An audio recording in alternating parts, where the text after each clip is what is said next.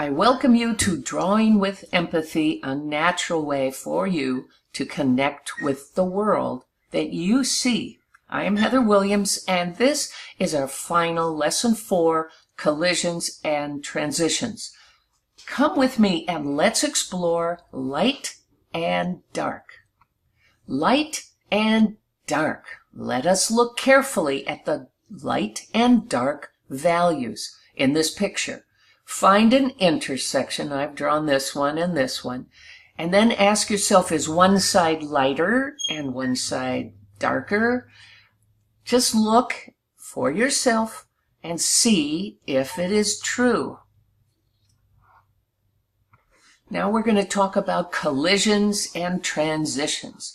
When light stands right smack next to dark, we call it a collision. A collision is like when two cars slam in. It's a collision. When light and dark slam together, it is called a collision. And this is a good example up here. When the light gradually changes to dark, we call that area a transition, like this area here. Collisions and transitions make your drawings feel alive and real.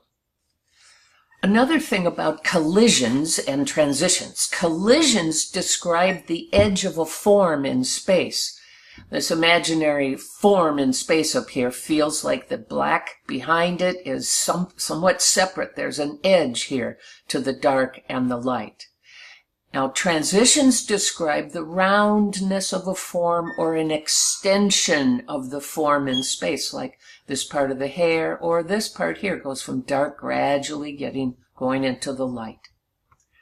So in shading, or in going from the darkest dark to the lightest light, or from the values, or however you want to talk about it, you got to practice with your pencil the full range of what each pencil can do. And there are many different kinds of pencils. Some are very, very, very dark.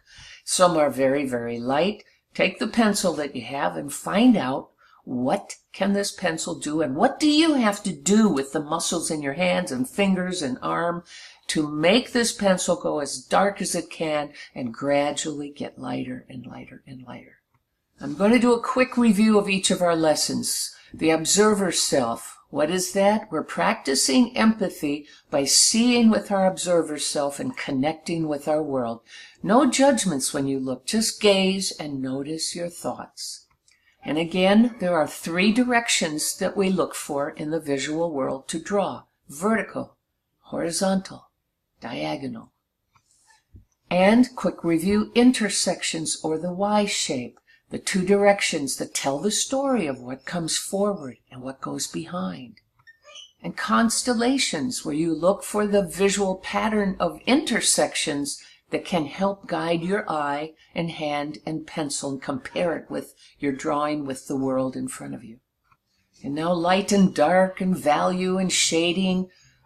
We're talking collisions. Look carefully at where does the dark and the light meet. That creates an expression of a form in space. A transitions where the light gradually changes from dark to light.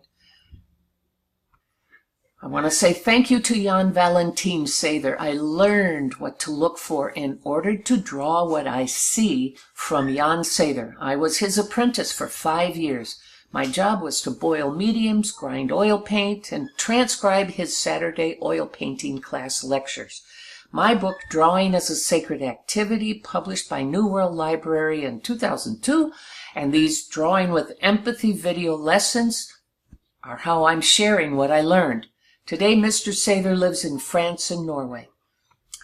So our Drawing with Empathy, observational drawing, lesson 4 is complete. Now you go get a piece of paper and a pencil and practice drawing the world that you see from your unique point of view. Feel connected with your visual world. We're all in this life together, and each one of us sees this world through our own unique point of view. No one sees the whole picture alone. We work best when we work together. Thank you so much for listening. Follow your heart in drawing the world with empathy. Your point of view is important.